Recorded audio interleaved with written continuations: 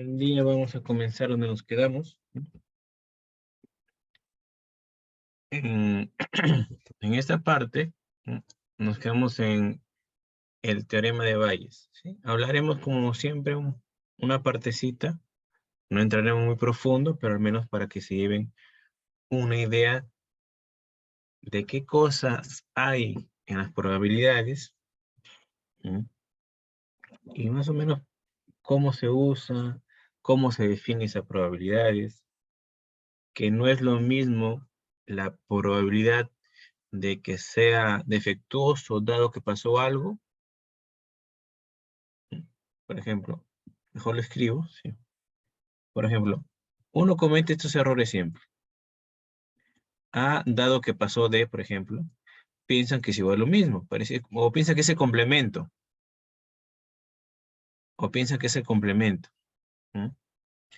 Con las condicionales hay que tener cuidado, ¿sí? Hay que tener cuidado con eso de ahí. Al menos tenemos una idea de lo que es una condicional y hay una pequeña diferencia entre dado que salió defectuoso y dado que salió A. ¿Mm?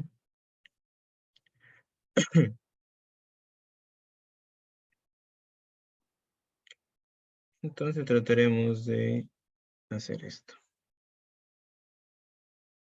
A ver, a ver, a ver.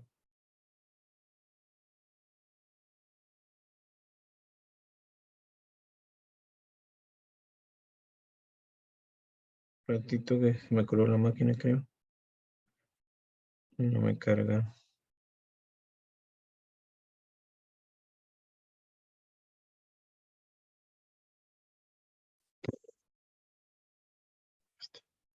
Entonces acá sí están, podría decirse, el ejercicio hecho, pero también nosotros lo haremos manualmente en el Py. ¿Mm? Acá te dicen que una empresa, bueno, mejor dicho, un ensamblador de computadoras usa partes que provienen de 3 proveedores, PSUB1, PSUB2, PSUB3, y que 200 de esas, perdón, 2000 de esas partes, 1000 provienen de PSUB1, 600 de PSUB2 y obviamente 400 de PSUB3. Y te dicen que cada una tiene un porcentaje defectuoso, 3, 4 y 5. Te dicen a ti que se escoge una pieza al azar. ¿Sí? Se escoge una pieza al azar. ¿Sí? ¿Y cuál es la probabilidad de que sea defectuosa? Después te dicen, dado que es defectuosa, ¿cuál es la probabilidad que provenga del P sub 2? Entonces, primero acá sacamos el porcentaje de cada uno. La probabilidad de cada uno de ser obtenido. Sería decir, el 50% es de P sub 1, el 30% de P sub 2 y el 20% de P sub 3. ¿Ya? De ahí te dan la probabilidad de defectuoso dado que pertenece al proveedor 1. Defectuoso dado proveedor 2. Defectuoso dado proveedor 3. Después de eso, lo que yo necesito es la probabilidad de defectuoso. Si necesito la probabilidad de defectuoso. ¿Y cómo hago eso? Multiplicando. Y aquí sale la probabilidad de defectuoso. Sí, ahí lo dejo medio expresado porque lo haremos manualmente nosotros. Solo que acá está hecho algunos ejemplos desarrollados. Entonces, también, ¿sí? Se puede hacer de esta manera, ¿sí? Que va a salir lo mismo. Gracias al diagrama del árbol, yo puedo hallar la probabilidad de defectuoso de esta manera. Que es lo mismo, multiplicar, sumar, multiplicar y sumar. ¿Sí? Y dado esto, ya puedo hallar la condicional. ¿Sí? Entonces, para entenderlo un poco mejor, ¿sí? Hay que resolver nosotros mismos en los ejercicios propuestos, ¿sí? Los propuestos. Ahí está. Haremos primero, ¿sí?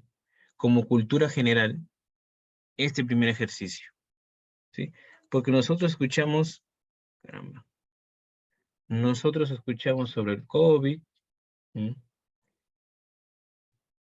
O escuchamos sobre alguna enfermedad y te dice que la probabilidad de que salga un falso positivo o un falso negativo, pero en sí realmente no comprendemos qué es. A veces pensamos que son complementos. Y este ejercicio te va a tratar de aclarar un poquito esa, esa duda que podemos tener. Te dice aquí que el 1% no, te dice que el 0,1% de la población tiene una enfermedad o está infectado con una bacteria, ¿ya? Entonces yo comienzo con el diagrama del árbol. Te dice que está infectado, o sea, la solución o la posible respuesta es infectado y no infectado y no infectado. Entonces yo pondré acá que este va a ser infectado, ¿sí? Infectado, y acá no infectado. Profesor, disculpe, está compartiendo Paint porque no se ve, Ah, solamente se ve la diapositiva. ya, correcto, correcto. Gracias. Ahora se puede ver el Paint. Sí, docente. Profesor. Ya, bacán, gracias. Entonces, ahí tenemos infectado y no infectado, acá. Un arbolito. Ese arbolito, ¿sí? Voy a bajar un poquito, ahí está. ¿Qué más me dice? El 0,1%, entonces. Los infectados, lo coloco acá, es el 0,001. En proporciones, siempre para multiplicar y no equivocarme, lo pongo en proporciones. El 0,1% es eso que está ahí. Entonces, los no infectados, ¿cuáles serán? El 0,999%. ¿Mm? De ahí, ¿mm? Te dice que la prueba para detectar la presencia de la enfermedad da positivo en las personas enfermas el 99%. Entonces voy acá. Positivo el 99%. O sea, simple palabras te dicen que detecta correctamente en los infectados, el 99% lo detecta correcto.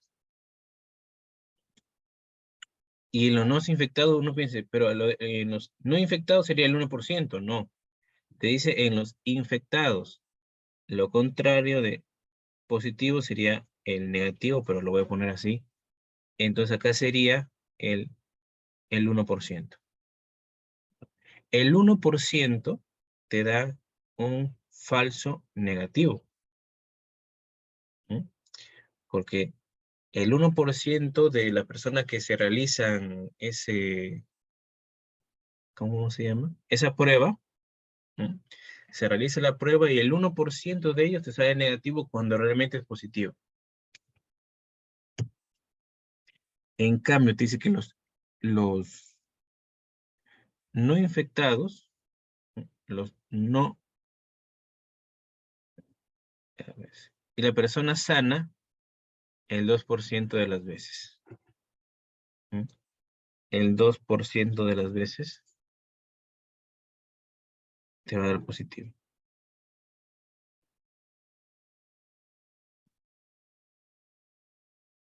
Entre el 2% de las personas, aunque no estén infectadas, le va a dar positivo. O sea, un falso positivo. Acá sería obviamente el 0,98. ¿Ya está? Mi arbolito está ahí. Y te dice a ti, si una persona dio positivo, ¿mm? ¿Cuál es la probabilidad de que esté infectada? Ujú. Ya que dio positivo. ¿Cuál es la probabilidad que esté infectada? Y miren que la probabilidad de que la población esté infectada es del 0,01%. Poquito, bien poquito. Pero igual te preguntan a ti, si ya te dio infectada, ¿cuál es la probabilidad de que, perdón, ya que te dio positivo, cuál es la probabilidad que realmente estés infectada? Entonces, te preguntan esto de acá, lo voy a colocar con verde. La probabilidad, yo hago esto y pongo así. Lo que ya te dicen que es, lo pones acá, segundo, dice. Dio positivo, positivo. Infectada. Eso te pide. Eso tú no sabes aún. Eso tú no sabes.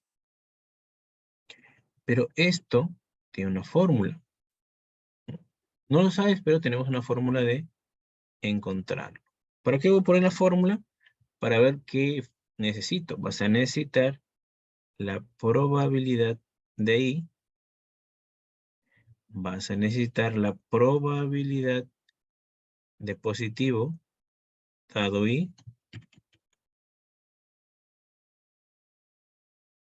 Y vas a necesitar la probabilidad de P. Eso vas a necesitar. Entonces vamos acá. Acá debo aprender que acá es la probabilidad de I. Como te piden, a ti te piden los positivos, yo me voy a concentrarme en estas ramas. Me piden eso de ahí, me concentro en los positivos, obviamente. En esas ramas me voy a concentrar. El positivo infectado, la probabilidad de infectado, ahora la probabilidad de positivo, dado que es el infectado. Ahí está. Acá sería la probabilidad de no infectado. Y acá sería la probabilidad de positivo, dado que salió no infectado. Ahí está. Entonces, pero yo tengo todo, pero menos la probabilidad de infectado. La probabilidad de infectado yo no tengo la probabilidad de, perdón, de positivo yo no tengo, de positivo.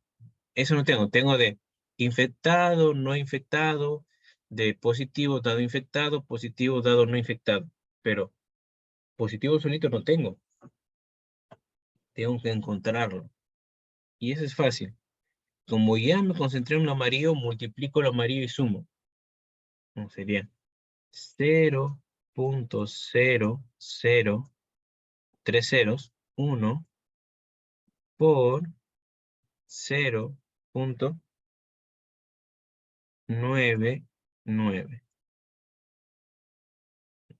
Ahí está. Ahora, más la segunda rama.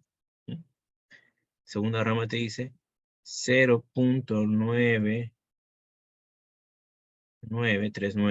por 0,02.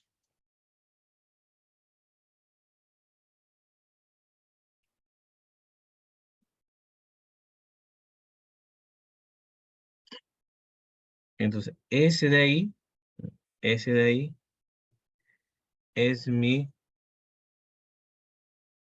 probabilidad de positivo, ¿no? La probabilidad de positivo.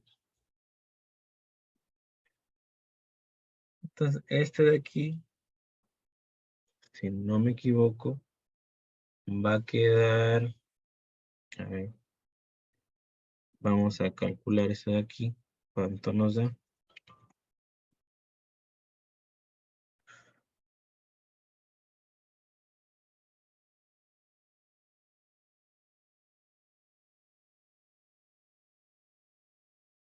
Esto me da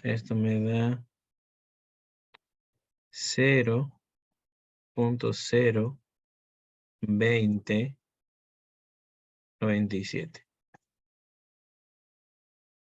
Mira. Entonces yo ya tengo todo. Entonces ahora hay que reemplazar. Voy a poner esto así, voy a separarlo. Esto quedaría, el PI lo tengo. El PI es 0.01. 0.001, porque es 0,1%. Por P dado I, que es el 99%. 0.99. ¿Ah?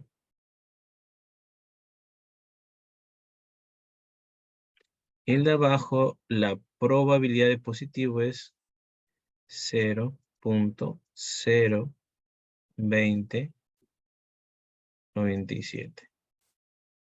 Y esto queda alrededor de 0.04721. Y lo puedo pasar a porcentaje, que sería 4,721%.